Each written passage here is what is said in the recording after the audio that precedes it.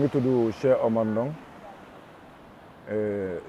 nekk chef de village de Djifer juddoo Diakhanor en 1969.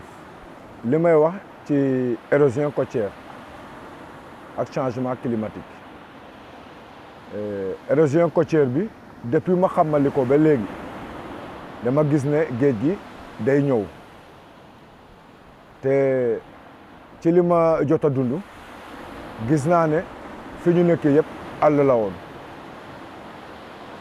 diggante 30 ans ba 40 ans rek gis naa ne lekk na loo xam ne mot na 200 mètres mooy suuf si nga xam ne moom lañ doon béy. au niveau de Diakhanor c'était en 87 dafa amoon raz de marée mu jël dëkk bi jël li nga xam ne moom la ñuy dundee lépp mu yóbbu ko. au niveau de Djifer jusqu'à Sangomar tamit mu def fa embouchure bi bu njëkk moom motul woon sax 20 mètres mais boo ko xoolee léegi ay kilomètres la moo tey tamit moom mu ngi impacté ay Dionewar ak ay Niodior yooyu yëpp mu ngi leen di impacté. boo xoolee li nga xam ne moom mooy Djifer actuellement nii yàggul sax ci hivernage bi rek yóbbu na fi loo xam ne mot na ay 10 maisons yoo xam ne da leen a daaneel. nga dem Palmarin Sam-Sam c'est la même chose kon nag gis nañ ne état bi mu ngi seetaan yàgg na.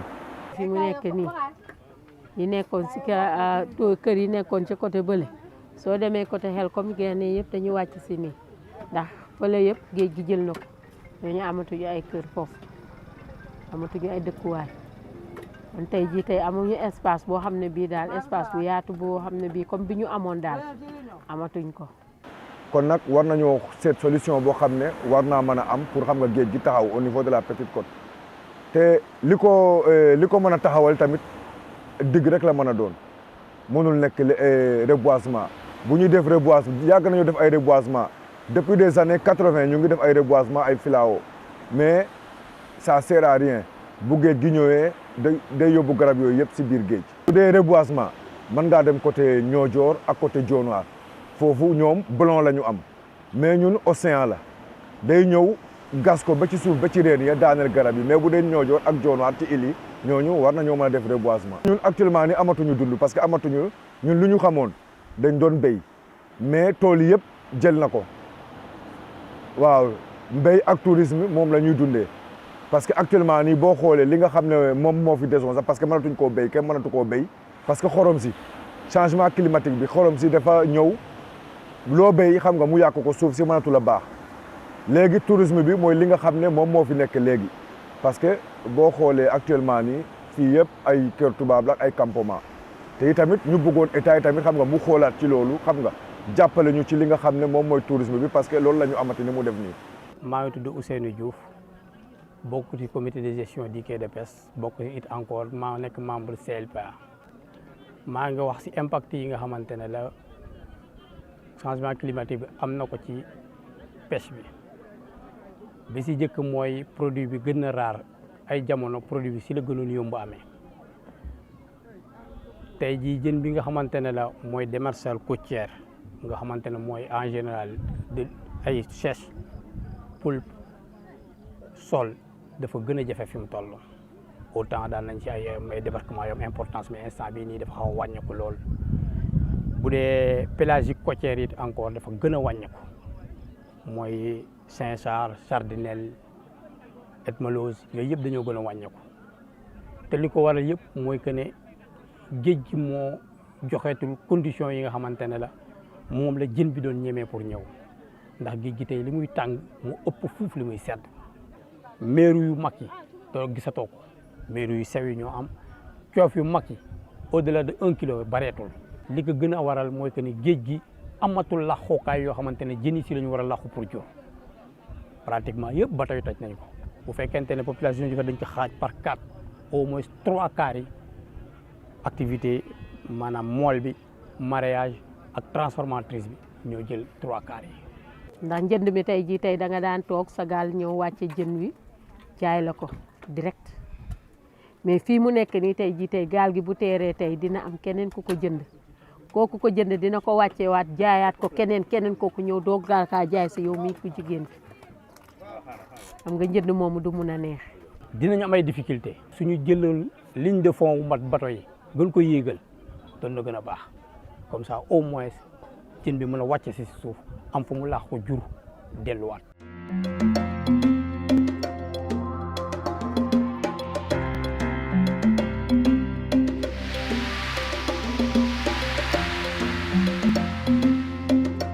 dañu tiit ci pétrole bi ñu dégg ni découvrir nañu ko au large de Sangomar ndax képp ko xam pétrole xam ne mënut a ànd ak jën parce que bu amee benn fuite bu ndaw rek dégâts écologiques lay indi. waaw Woodside it bi ñu fi ñëw jooy nañ leen ko wax leen ne leen ndax ñun bés bu fekkente ne da ngeen dem ba ngeen xamante ne la seen li ngeen di def dafa am lu si ricc ci seen loxo dugg ci géej gi indil ñu jafe-jafe lan ngeen war a def pour jàppale ñu ñoom ñu ne prépare nañu programme boo xamante ne si loolu la jëm maanaam bés bu defee noonu ñoom dinañu dédommager ñi fi nekk di liggéey mais wax dëgg bu ñu la ko waxee ak bu ñu la ko waxul suñu tiitaange la. loolu de am na pétrole bi moom dëgg la ndax ñun itam bañ ko déggee ba léegi sax dañ cee am tiitaange ndax tiitaange bi mooy jën wi tey jii tey ak pétrole bi tey mënuñoo laale kon boobaa ñun suñ bopp itam suñu liggéey dina am problème. ñoom bi ñuy def seen exploration sismique bi ñuy def seen jëf li ñu doon def noonu si la ñu leen doon wax ne est-ce que li ngeen di def du dàq jën wi si géej gi ñoom ne woon nañ du si am impact mais boo xoolee ba tey jii ñuy wax ak yow nii amaguñu lu firndeel lool parce que at mi ñu ko fi defee ba léegi nii jën yokkoogu fi te lañ doon am amuñu ko est-ce que du nekkul ne loolu moo am impact. ñu doon liggéey tumbulaan da doon bëri fii ba tóoj boo xool nii yët ji mel si tóoj yi li ko raw la tumbulaan bi doon mel mais tumbulaan ci boppam pour nga gis ko rarement saaka bi gisatuñ ko fenn.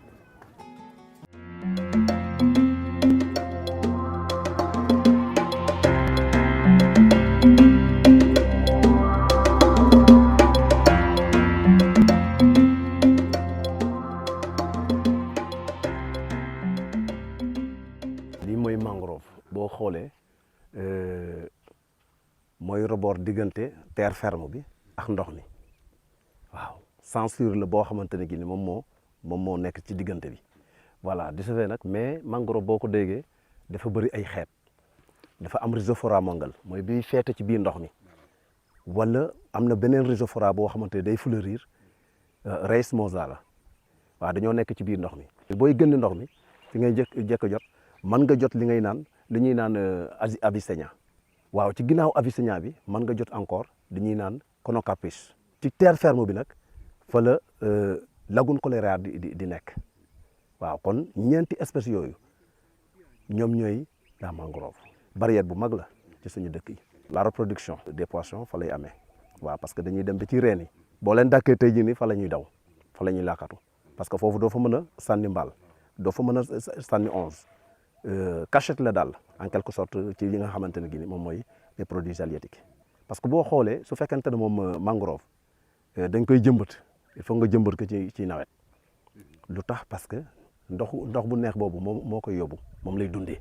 l'eau pluviale racines yi nga xamante ne gi ni ñoom ñoo racine kii mangrove bi da koy conserver day absorber li nga xamante ni moom mooy ndox bu lewet bi gis nga ko léegi ndox bu lewet boobu bu ko conserver nag léegi su fekkente ne moom kii bi passé na nawet bi passé na moom lay bugg di lâcher da koy bugg di lâcher moo tax nag fu la gën a bëri mangrove foofu mooy ndox boobu mooy gën a lewet au fur et à mesure que tu remontes nga dem côté Kaolack da ngay gis salinité bi day yokku c'est parce que y a pas assez de mangrove.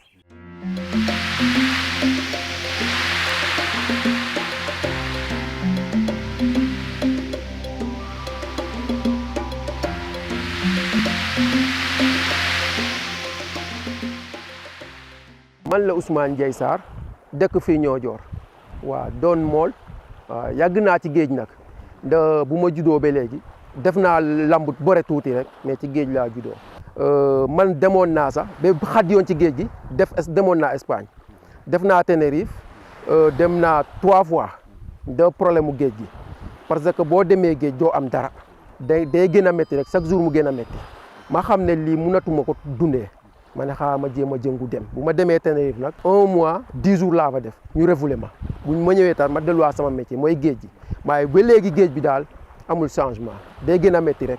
état bi bu ñu jàppaloon defal ñu fii lu ñuy mun a liggéey wala géej mu ñu contrôle ñu ko bateau yi bàyyi géej gi comme fu ñu leen jaay dëggal fu ñu leen tere ñu bàyyi fa fu ñu leen yemal ñu yem fa kon ñu mbaal normal mais dañuy dem ba fu ñuy mbaal yëpp ñu koy mbaal léegi doo amati foo mbaal nooy def boo amee 2 jours 3 jours doo am loo fa loo yóbbu kër ga boo gisee gaal guy dem pour yow foofooy gën a gaaw nga jéem rek loolu moo ñu ci dugal. xam nga man am na loo xam ne bu ma ko amoon du am gaal sa dootuma ko jegeti bu ma amoon xaw ma jardin lañ ko xaw ma toolu jën waaw ñu may def foofu ay jën yu ndaw yi ñuy dund heure bu ma soolee ma am liggéey ci moo gën may dem géej ga te parfois dama koy gis ci net bi wala ci télé bi ñu koy def quoi waaw te xam nga loolu am na solo te bëgg nañ ci te mun nañ ko def.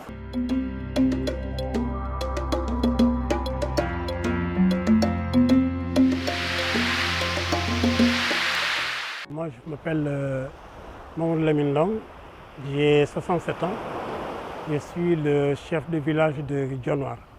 Dionewar est un village qui se situe dans l'arrondissement de Niodior, dans le département de Foundiougne et dans la région de Fatick.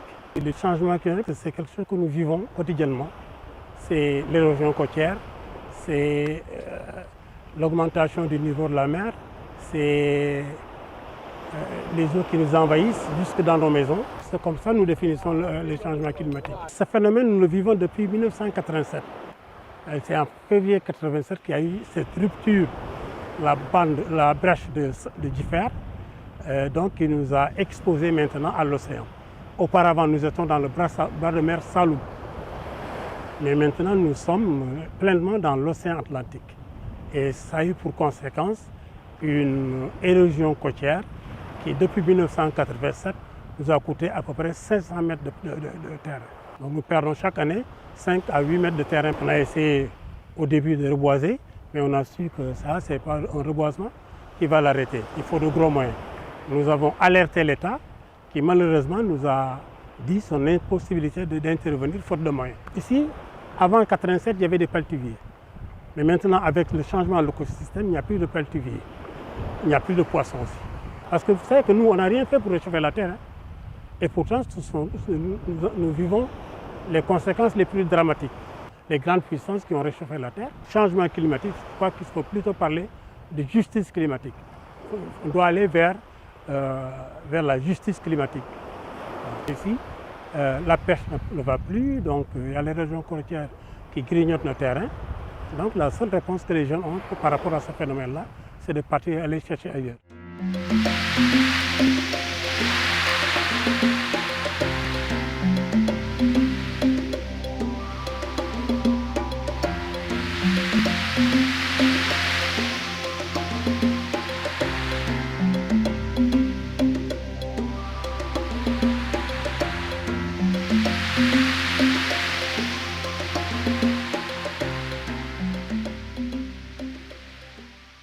Le premier rideau qui fait face au puits de pétrole de Sangomar, c'est Joal, Giffert, Dionewar, Niodior et Bettenty. Et donc, il se trouve aussi que les puits de Sangomar sont de plein dans nos pêcheries. Si les pêcheurs n'arrivent plus à pêcher, si les pêcheurs on voit leur surface de pêche se diminuer, qu'est-ce que nous allons devenir? Alors que je ne crois pas qu'on ait prévu des compensations pour ça. D'ailleurs, nous, on ne sait même pas. Hein. Moi, au début, peut-être il y avait des missions qui étaient là. C'était tout simplement pour nous dire, voilà, maintenant, il y a des distances qui sont entre vos zones de pêche et les puits. Ils sont là, ils sont venus pour ça, mais pas pour nous expliquer exactement. Alors qu'on sait qu'il y aura des effets négatifs pour la pêche. Qu'est-ce qui est prévu maintenant? Les gens ne peuvent pas nier ce risque-là qui est là et pour nous et pour la faune marine. Donc c'est un risque réel qui est là. Qu'est-ce qu'on a prévu pour ça maintenant? On ne sait pas. Mais le risque est là. Actuellement, vous savez qu'on parle de Chinois, on parle même les Sénégalais, ils participent à la destruction de cette pêche-là parce qu'il n'y a plus de poissons. Puisqu'il n'y a plus de poissons, maintenant, les mailles 25, mailles 28 qui étaient interdites, les gens sont obligés de pêcher avec ces mailles-là pour avoir du poisson, pour l'industrie de la volaille. Donc, et c'est normal, Ils ne mangent plus.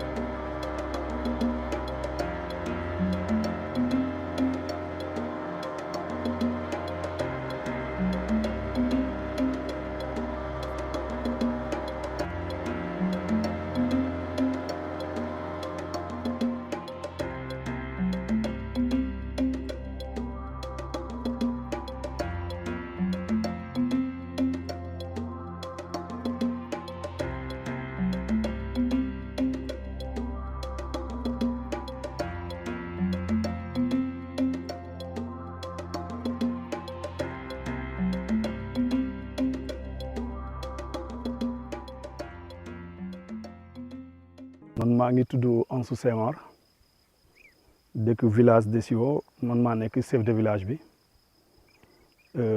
nekk ci 54 ans sama xel ci li muy njëkk a dem mooy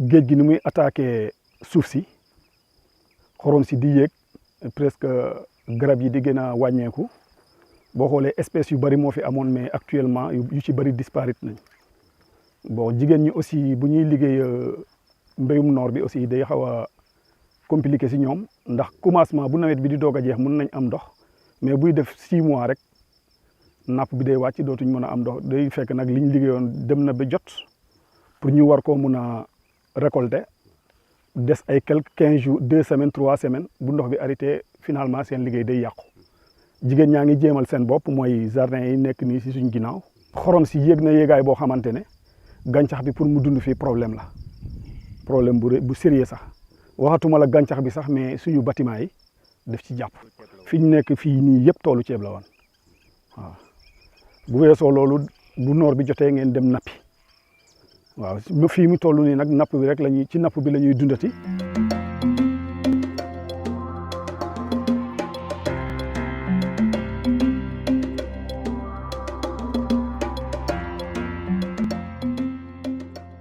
clandestine bi kay fii la gën a toj xale yu góor yaa ngi daw côté bu ne mais li ma gis daal ne ñoom xam nga ñoomin ka lim gën a jàpp mooy jën li ma gis ne moom moo leen gën a mun a téye mooy ñu defal leen pisciculture bi yarum jën bi daal bu ñu ko fi defee amaana buñ commencé gis kii bi dinañ leen fi mën a téye. géej gi nekkul ne amul jën mais dafa sonn nopp amul benn moment bu muy noppal bu fekkoon ne dañuy napp noor bi su nawetee ñëpp bàyyi géej gi dem béyi kon dinañ géej gi dina continuer nam nekkee woon boo xoolee fi mu nekk nii espèces yu bëri disparaître na te dañ toll si moment boo xamante ne nit ñi li ñuy gis mooy amu tey bi mais calculer tuñu ëllëg te nag li gën mooy ëllëg baax ndax ca ëllëg lañ jëm tombé doole di wàññeeku sa ëllëg lañ jëm tombé xale yi di màgg si war ñoo aw ki la war a aw nag bu amul lum la awoo day métti di nga dem ba di ko xeeb fekk moom du ci moom yow yaa yàq li mu waroon a dundee.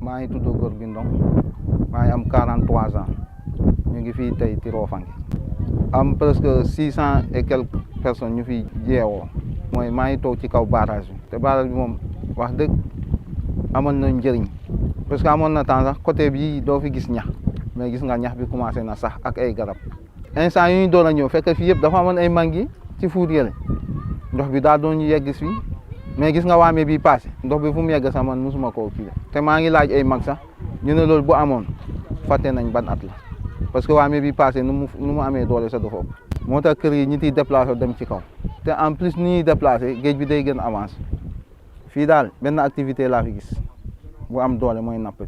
mag yu njëkkee dañ doon béy ceeb bi mun nañ ko dundee ba at mais loolu mënul am lu ko waral mooy maral bi ak avancement géej bi moo tax kenn béyatul.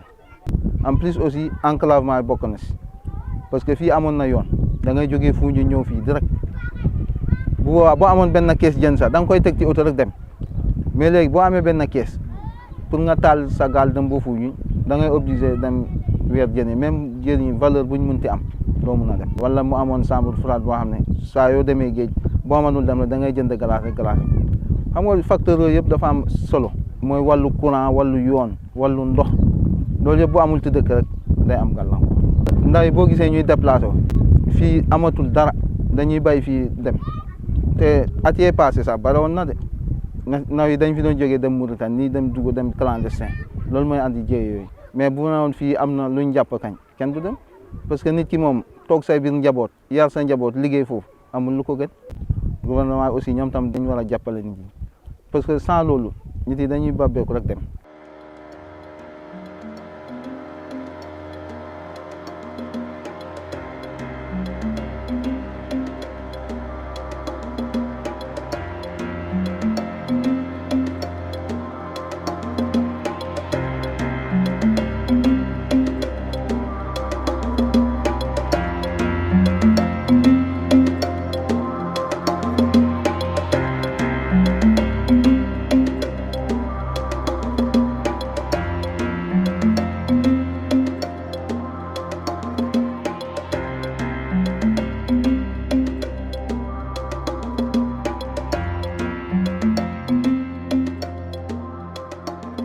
jigéen yi yëpp waa Bettenty yi fii jigéen yi ñun paañ la ñuy liggéey ak yoxos ak tuufa. paañ bi jafe na tuufa bi jafe na fi mu ne nii lépp a jafe ci jéeg bi. coono bi moom bari na suñ ko buggee waxee fii duñ ko jeexal parce que waame bi passé nii géej bi daa dugg ba fii suñuy ñëw nii dañuy xuus biir géej bi day dugg ba si séeréer yi si këri séeréer yi. boo demee ci côté Suukoto yooyu noonu ndox bi dafay dugg diggante Bettenty ak Bosinkan ndox bi dafay dugg ci biir dëkk bi te bu yàggee foofu mooy toj Bettenty. léegi soo amuloo gaal da ngay doxi tànk soo amul gaal nga dem si kër ga nga dem toog foofu sa njaboot yi di la xool loolu moom coono yëpp loolu si accident bi lañ ko amee. soo amul gilet ñu ne demal uti ko soo ko amul nga toog jënd nañ gilet fu mu ne ni ku nekk ak gilet la waaye fu mu ne nii su ngeen dimbalee si gilet bi tamit ñeneen ñi seen bos yi dañuy yàqu te li xaalis boobu ñuy liggéey yenn saa yi suñu demee si géej bi duñu am xaalis duñu am lu ñuy kii tuufa bi su bariwul soo ñëwee ñetti kilo wala ñaari kilo loolu xam nga njëriñul dara. ni suuf bi daa gën a ñëw si kii si kii bi paañ bi soo demee kii bi suuf bi daa gën a bari sooy paañ ni day wow koŋ doo sa loxo bi de sax sa wéy yi day diñ duñu feesal suñu paan yi ndaw yi sax.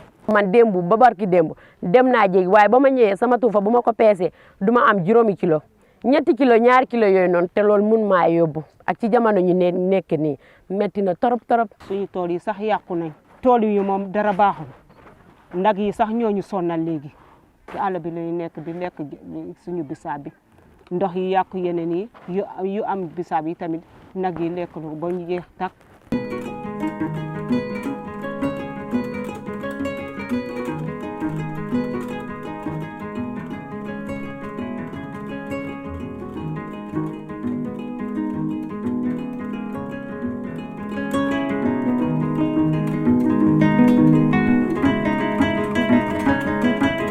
Moi, je m'appelle Sékou Mané, président de l'ASC Jadiel de Bettenty. J'ai 43 ans, je suis professeur des UET au lycée mixte Maurice Delafosse de Dakar. Bettenty est une île des îles du Saloum, ou bien des îles Bettenty si vous voulez. Donc la population tourne autour de 7000 habitants, selon les derniers sondages. Ici, notre activité principale, c'est surtout la pêche. On pratique l'agriculture, mais ce n'est pas aussi important que ça, vraiment. Donc à 90%, on vit de la mer ici. On vit les impacts du changement climatique. Donc nous qui étions là, ça fait des années maintenant, on a constaté qu'il y a eu vraiment de grands changements. Donc il y a eu vraiment des changements au niveau du littoral. Il y a eu pas mal de kilomètres ou bien de mètres qui ont été grignotés par la mer. Et même si vous regardez ici les digues que vous voyez ici, ces digues-là, ce sont les populations eux-mêmes qui ont qui ont pris leurs propres moyens pour les mettre sur place. Parce qu'on a constaté que le village est en train d'être occupé petit à petit par la mer. C'est la raison pour laquelle on a mis ça pour un peu freiner l'avancée de la mer ici. On est là ici, certes, il y a des digues, mais si on allait de l'autre côté, on va bien voir que donc en réalité il y a la région côtière qui est là. Et donc la raison principale, c'est ce changement climatique là. La plupart du temps dans le littoral là, les tortues c'est là où ils se reproduisaient. Oui, ils venaient donc sur le sable, ils pondaient là-bas, ils se reproduisaient. Mais actuellement, on peut plus le voir. Si vous regardez là, il y a une fleur de mangrove qui est là. Et puis les hauts fonds que vous voyez là, les bandes de sable qui sont de l'autre côté, ça fait que réellement il n'y a pas assez de vagues qui arrivent au niveau du village. Parce que ces bandes de sable là, ils retiennent un peu là ou bien les vagues qui doivent arriver directement au niveau du village. Maintenant, avec le changement climatique, on constate qu'il y a un déplacement de sable extraordinaire qui peuvent dans l'avenir vraiment enlever toutes ces bandes. Et si les bandes sont enlevées, les vagues qui sont retenues par les bandes vont directement arriver au niveau du village. Ici à Bettenty, économiquement, on est tellement touché que ça pose des problèmes. Un village qui ne vit que de pêche, si vraiment le changement climatique a fait que la plupart de nos espèces animales ont disparu, vous voyez donc les conditions, l'impact économique que ça peut avoir sur nous. Nous, à 90% ou bien 95%, on ne vit que de la pêche. Et on sait que vraiment avec l'exploitation du pétrole, il y aurait certainement donc, des conséquences sur la faune marine. Et si cette faune marine est affectée, nous, on n'aura pas de poissons pour vivre. Et si on n'a pas de poissons, on n'aura pas d'argent. Parce que c'est avec ces poissons qu'on peut vraiment espérer avoir quelque chose donc, de quoi survivre. C'est pourquoi vraiment, les autorités, je pense qu'ils doivent penser à tout ça. En réalité, on a peur. On a peur du pétrole. Bien vrai que c'est une ressource naturelle qui va certainement changer donc, le Sénégal en termes économiques. Mais vraiment, le village de Bettenty demande à ce qu'on pense à eux. Qu'on pense à eux parce que ça va certainement réduire donc, leur coût économique. Notre seule ressource, c'est la mer. La mer ne donne rien du tout, les gens n'ont rien pour manger, bien pour vivre. De ce fait, les jeunes se disent tout de suite qu'on doit aller en Europe. Et que là-bas, on peut espérer une vie meilleure. Et maintenant, comme ils sont un peu habitués à la mer, ils se disent que braver la mer aller en Europe, ça ne fait rien du tout. Ce qui fait que donc, ils sont tellement motivés par rapport à tout ça. Donc chaque fois, il y a des jeunes qui tentent, certaines passent, réussissent, et d'autres ne réussissent pas, ils reviennent. Et même s'ils sont revenus, ça peut être encore pour retourner, c'est sûr.